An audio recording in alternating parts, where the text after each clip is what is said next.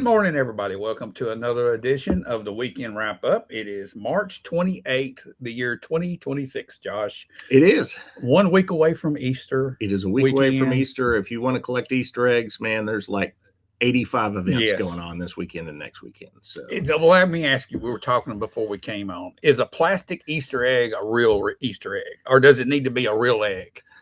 I don't know anybody that does real eggs anymore. Back when I was growing up, I got news for you. Yeah, we used to. Didn't you do the thing where you dipped them and you decorated them and painted them? And my grandkids or my wife right now, and they are doing that to real eggs. Real eggs. Real eggs. And they're decorating them right now. Yeah. I saw the eggs. They were real. All the ones I've been to anymore, they just get the little plastic ones.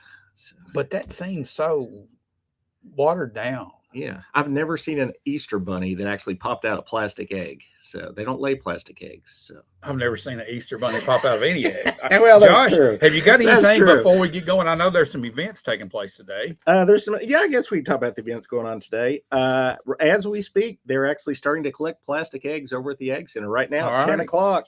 It is spring fling at the Egg Center today and tomorrow. 8 to 3 today, 10 to 3 tomorrow.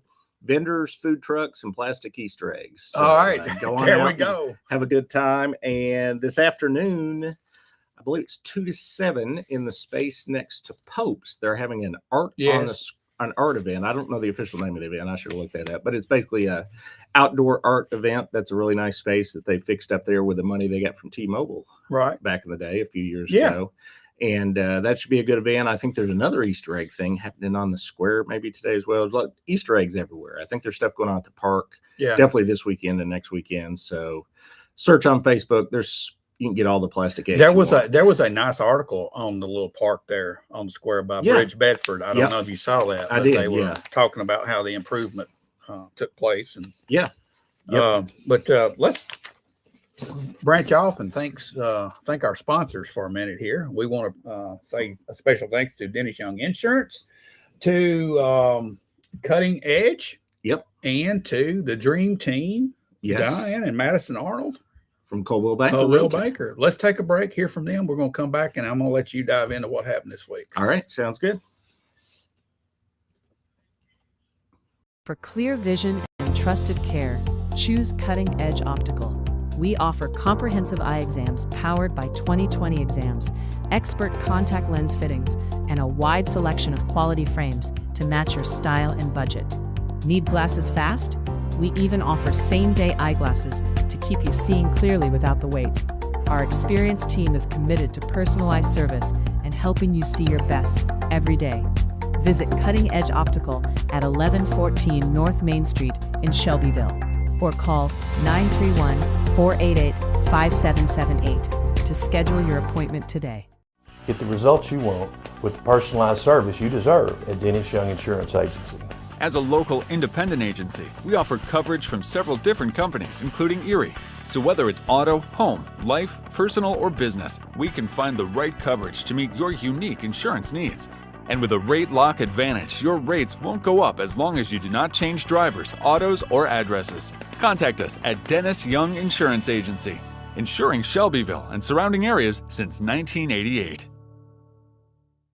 When you're ready to buy or sell in Middle Tennessee, you want someone who knows this community inside and out. Meet Diane and Madison Arnold, Shelbyville's trusted real estate team with decades of local experience and award-winning results. Whether it's finding your dream home, pricing your property to sell, or navigating every step of the transaction with confidence, they're with you from start to finish. As part of Coldwell Banker Southern Realty, they pair hometown expertise with powerful market tools to help you move with confidence. Call Diane and Madison today and experience the personal service and local knowledge that makes all the difference. All righty, welcome back into the weekend wrap up. Josh, what all we got going on this past week? Well, really briefly, I just want to give an update since we talked about it probably half the show last week, just kind of where we're at with the Farm Credit versus Uncle Nearest case. There was not near the amount of back and forth this week, which was good. I think everybody was probably getting a little fatigued from that. But there were a couple of filings on Monday, which we wrote on, so I won't go too deep into them. But on Monday, the receiver got back to the judge and said that property on Martha's Vineyard that you want 5 appraisers on. I couldn't even find 5 active appraisers in Martha's Vineyard. It's kind of a small community. And the two main appraisers, one of the two said, yeah, I've heard about this case in the news and I probably don't want to get involved in it. So they're going to have trouble finding the legal requirement that the judge gave was you had to have 3 independent appraisals. So they may have trouble actually getting to 3, but we'll find out what goes on with that. The one big filing was on Monday. The receiver sent in a follow-up filing to his ask for sanctions and expanded what he's asking for. And he now said, in addition to financial sanctions, he would like a gag order in this case that prohibit both Mr. and Ms. Weaver from speaking at all on social media, from contacting the employees and discussing the case, from contacting vendors, from contacting anybody and talking about what's going on with the legal case. That was Monday. I didn't write an article about it, but Wednesday, Fawn Weaver did reply to that and said, hey, this is kind of a new suggestion, this gag order. I'd like the ability to respond to that, because she was out of responses. The way one of these things works is the judge had to set this out early because the paperwork was flying fast and furious. So he allows them a motion, and then the other person can respond to the motion, and then one reply, and then he says, that's it.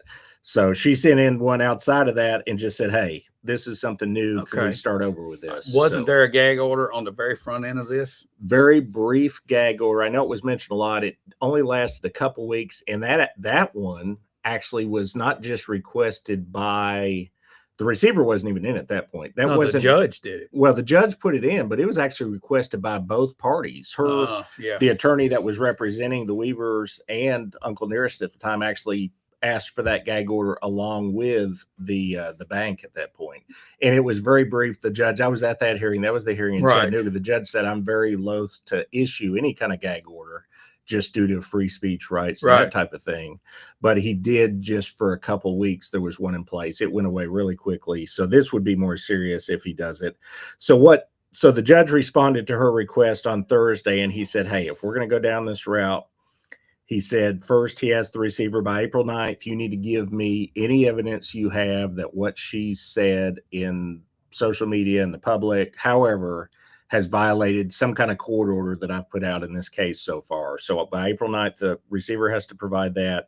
And then by April 16th, he gave a week for Mrs. Weaver to reply back to that and say, here's my response to that. Here's my reply. And then he's going to make some kind of ruling on that. In the meantime, he's not ruled on the stuff they had a hearing on weeks ago at this point, as far as whether the receivership, I mean, by default, the receiver is still in charge of the company. He's not ruled. So that kind of gives you an indication that he's not planning on stopping the receivership, but he hasn't actually said that in writing. The judge hasn't. And he also has not expanded the receivership to the other companies. That motion's been pending for weeks, probably months at this point, to expand it. He's not done that. So a lot of stuff up in the air. It's kind of slowed down a little bit. I kind of like it slowed down. I'm hoping it stays slowed down. Side note, not directly connected to the case, but news that came out this week out of Moore County. Brown-Forman, who owns Jack Daniels, put out a press release saying there had been rumors going around, and it's now official. They're in talks with Pernod Ricard out of Paris, France, a large international conglomerate in the liquor business. About the rumor was that Pernod was going to buy them. The way Brown-Forman is trying to form it up is, hey, we're going to merge. But either way, that could change the whiskey landscape around here. That could make Uncle Nearest a little more valuable to, say, a Diageo or another big company that may want to come in and get more of a foothold in Tennessee whiskey, or the new company that combined, if they do combine Pernod and Brown-Forman, they could look again at Uncle Nearest and say, hey, we'd like to roll this into our product, because it makes a nice geographically contiguous area where they could do tours and tell the story and produce the whiskey and do, they could turn it into a kind of a tourism package if they had it all under one roof. Now there's a lot of issues as far as the debt and stuff that would have to be resolved with that. But if it went to a bankruptcy or something, I bet they'd take a serious look at getting like the intellectual property and the assets and the property and maybe making a go of it. So we'll see where all that goes. That's kind of what's going on with that story. Nothing new other than that. The judge could issue a ruling at any time, but now that it's gone 3 weeks without one, I'm feeling like he's not he's not in a rush all of a sudden, so he's kind of slowing things down. But be So, ready. be ready. It could happen. It could happen. It could happen this week. anytime. Yeah. I checked with the court at 9:00 this morning just to make sure he hadn't Yeah, done anything yet this weekend, and nothing had happened. It wouldn't So, surprise me if he didn't pop right up and do something quick. he could. I mean, and but then yeah. it wouldn't surprise me the other way. Who knows? But so far nothing's happened. As far as local news, apart from that, there were two big meetings I went to this week, one smaller one. Tuesday evening was the County Financial Management Committee. That is where they discussed the finances of what's going on in Bedford County. There was a report given. It was more of a written report more than an oral one. So I want to cover some things of where we're at on some building projects. This came from Mr. Sweeney, who's in charge of all the building projects at the county right now. He said that the juvenile detention facility and the surplus building are both estimated to be completed in May. So those things have gone up quick and they're going to be done soon. The 911 comm center, which I toured a few weeks ago, that one is supposed to be done next month in April. So those are about to wrap up. There is a new site. He did not list what the location is. I've not heard this yet. I'm sure somebody knows where it is, but there's a new county fire department site that's been approved for contract. There in the due diligence phase of looking at the property and making sure it's adequate for what they need. They have found on the school side of things, somebody found, it didn't say who found them, somebody has found structural issues in walls at Central High School, Aiken Elementary, Cascade Middle, and South Side. The report said they were severe settlement issues. They have brought in structural engineers to review those and get some kind of estimates on fixing whatever those issues are. So don't know how serious they are. It did say severe settlement issues, so they're looking into that. In the actual finances of Bedford County, property tax revenue at this point in the year, we are $930,000 ahead of where we were at last year. Sales tax revenue, $657,000 ahead of last year. They presented two budget amendments that'll be going to the county commission next month. There's amendments on the general side and on the school side. Those are normal cleanup amendments as you get to the end of the year. They've had to move some stuff around, and they've got some stuff that wasn't expected as far as grants and stuff. And then the big discussion at this meeting, which actually went on about 20 or 30 minutes, we had two representatives from the city of Shelbyville came into the meeting. Our parks director, and I believe Jennifer, Trevor, and then Jennifer, who is, I don't know her official title, maybe the events coordinator for the parks, but they came and presented the fact that this is the 250th anniversary of the United States of America, and they want to do a big event at the park, which they normally have a fireworks event there every July 4th. And they wanted to up their game a little bit this year since it's the 250th. So they brought in a proposal to the finance committee. They have signed. They're actually, because I mean, July 4th is not that far away. No, you got to plan world. Yeah. So they have already signed contracts and they have agreed to an event that would cost, I believe the number was $56,000. Okay, that's a number we didn't have. Okay, maybe 58. It's considerably more than what it typically is with just the fireworks. More than normally is with fireworks. And actually, it's more this year. This actually goes back to Uncle Nearest story. Up until this year, the entertainment portion, which was a large stage where they had live music and stuff, had been donated by Uncle Nearest. They have a stage and stuff that we've seen it on the square for the Christmas event in the past, and it always went to the park for the last couple of years. So that is gone as well. So that made the cost, this number, a little under $60,000. So the county always, or in their budget for this year, which had been the same for a number of years, had given $9,000 towards the fireworks, which was to help cover half the fireworks. So the actual request that was presented was for $19,000 more from hotel motel money, so that we would be 50-50. That's a half of the program. It'd be a half and a half. So we'd be 28, they'd be 28, and that we put on a big program. They looked at numbers from last year based on cell phone ping data. They actually, they track you on your cell phone, David. I don't know if you knew that. They do that. So, but they pinged the number of people that were in the park during the fireworks last year. There were 8,600 cell phones present in the park during last year's, which you got to figure little kids are not carrying cell phones. Although a lot of kids have cell phones, but little ones do not. So their estimate was probably in the 9,000 to 10,000 range as far as actual people in the park. So they're expecting this one to be a little bigger. So it seemed like it was going to be a simple ask. They were going to present, they were going to show what they were going to do, and they were going to ask. And it got into a lot of questions about traffic and safety of getting people in and out, and also, is this the best location to have the Shelbyville Bedford County fireworks show every year? So the problem is we're sitting in the month of March and it's planned, and the vendors are, they've put money down and signed contracts and are ready to go.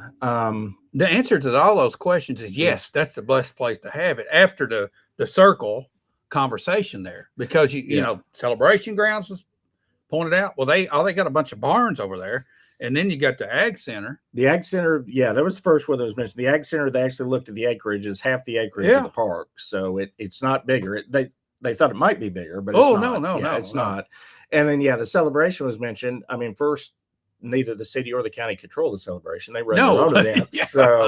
It's covered by structures and barns. And I looked, we thought there might be a show there that weekend. There's not a show on the 4th, but they had a 2-day show in the middle of the week, followed by a 1-day show on July 3rd. So it's not like they want you coming in the next day and blowing up a bunch of fireworks. So, you can't do it. Yeah. And I'm not sure access wise, maybe it has more roads, but it didn't have more area to actually put the thing on because of the barns and everything. So I think the right answer is probably, I mean, at this point, I don't see that you move it anyway. No, this is where it takes place. Yeah, this is where it's taking place. Now, if you want to look for somewhere in the future, you probably gonna need to plan more than 3 or 4 months. Probably gonna need to build a bigger park. Yeah, we could put a big park out in the county. That would be a nice move. So, but where it ended up was they didn't give him the money. They didn't deny him the money. They just deferred it.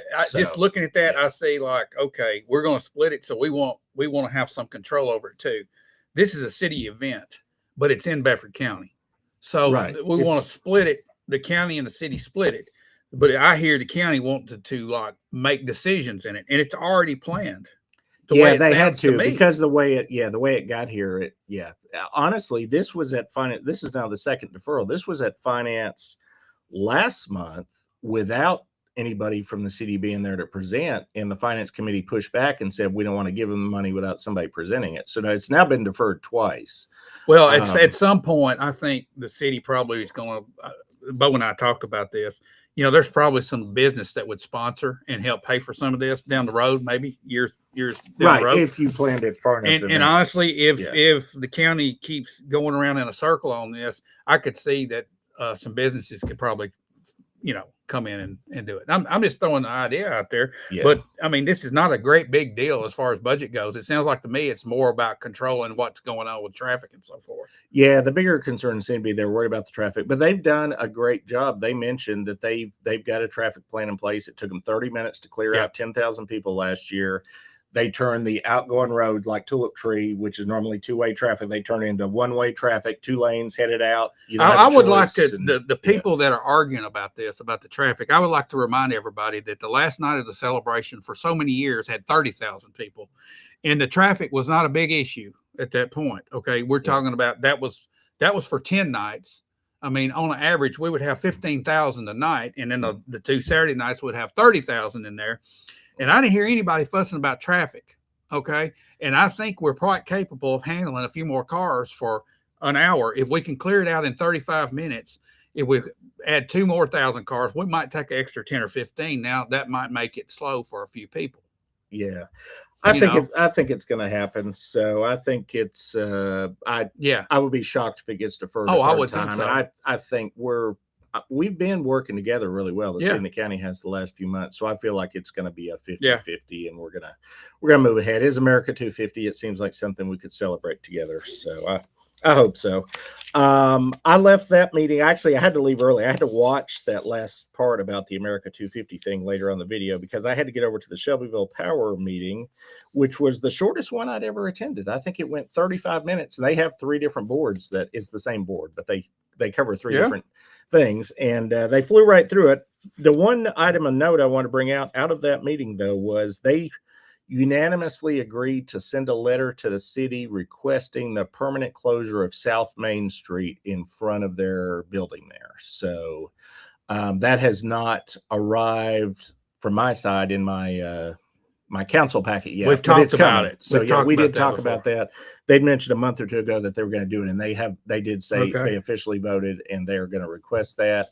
I don't know what the discussion will be yet at the city because that's not come to us. I know obviously we have two members of that board represent the city on the board, and they voted in favor of it as well. So we'll see where that goes. And then side note, that didn't happen at either one of those meetings, but I wanted to go ahead and because we sometimes get news that isn't in the other press around here, and this will be a Big news. We'll call this an exclusive.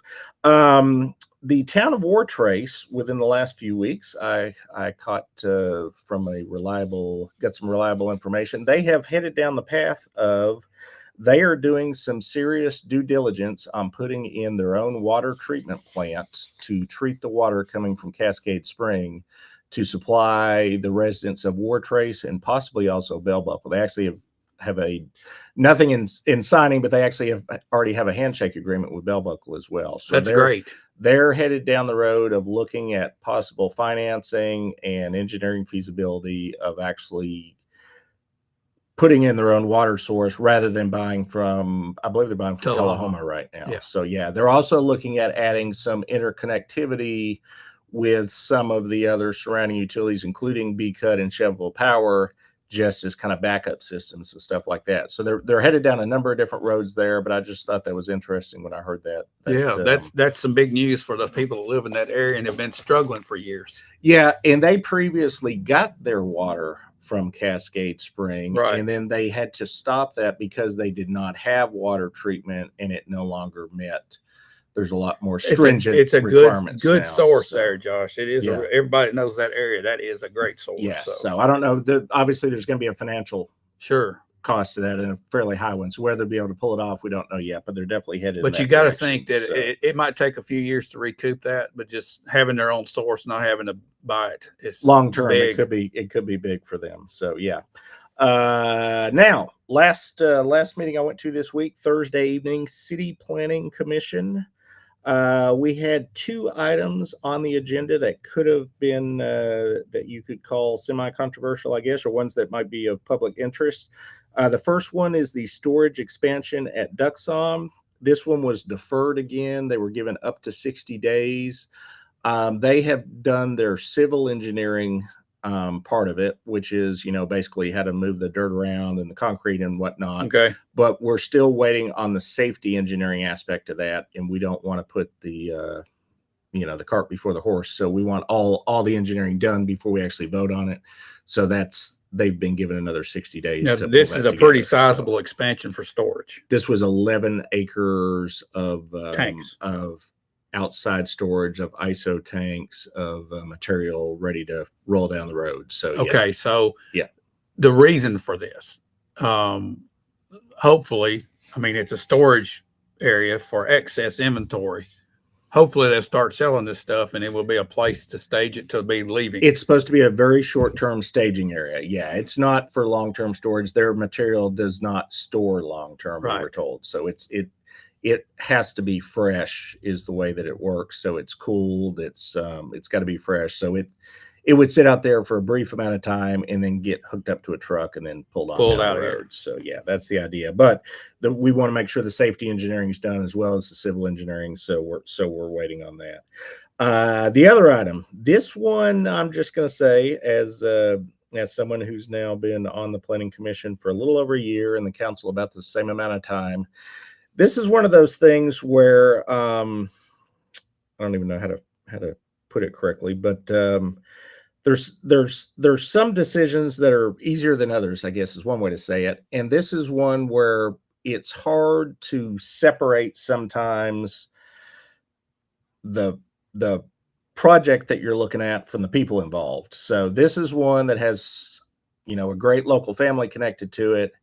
And you look at them and you're like, man, you really want to help them. But then you look at the project and you're like, man, this is not looking good. So I'll just say on the Remington Farm one, I was kind of the people, I got a lot of compliments and people reached out to me and said, thanks for taking a stand. This project on West Jackson, I'm not going to get a lot of people that's going to reach out to us and say, thanks for taking a stand on this one. This one it's been in social media a few times. It is a rezoning next to Tyson for a parcel that they've cut down at this point to 5 acres to try to put some duplexes on West Jackson. it has once again, for the second time at the Planning Commission, gotten an unfavorable recommendation. It was almost unanimous again. It was 7-1. It was actually more people voted Yep. against it than the first time it was in. So it's going to go back to City Council that way.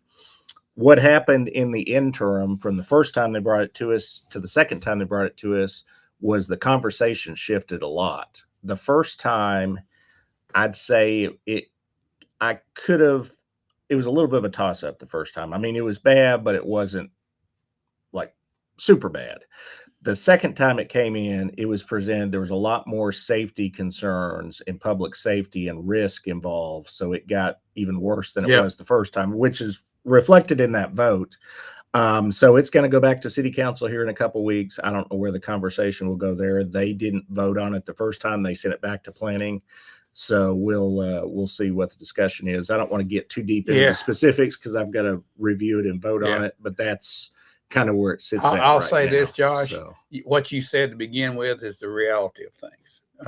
It's hard sometimes to separate the two, and you can see in the past how decisions didn't get made that should have been made because of the very thing you're saying.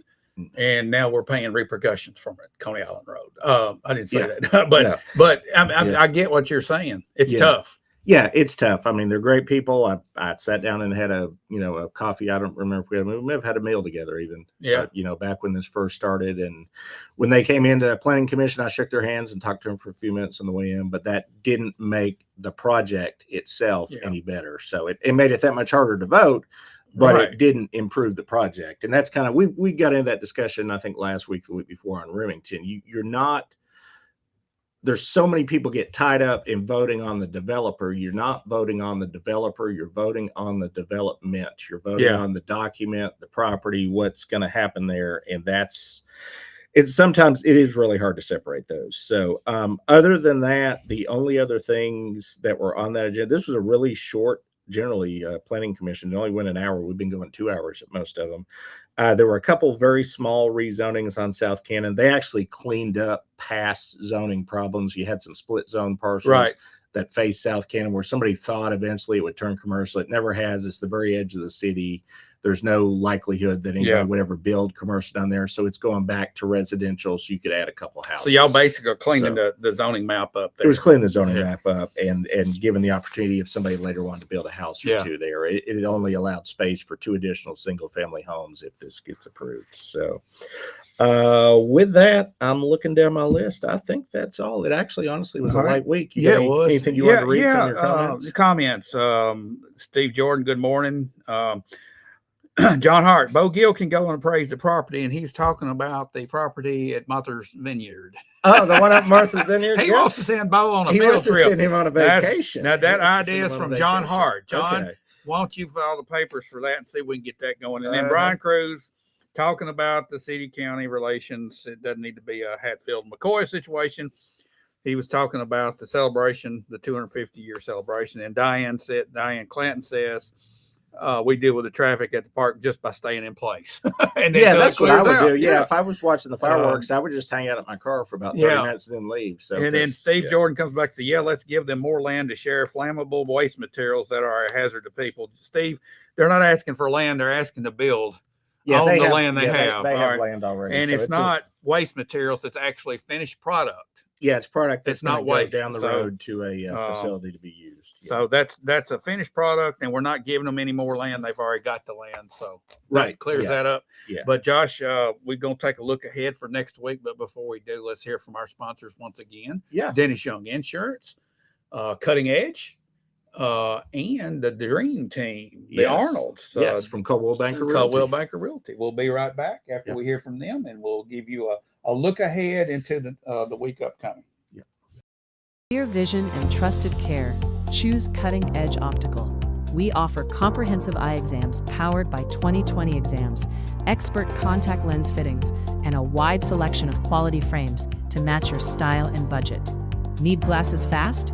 We even offer same-day eyeglasses to keep you seeing clearly without the wait.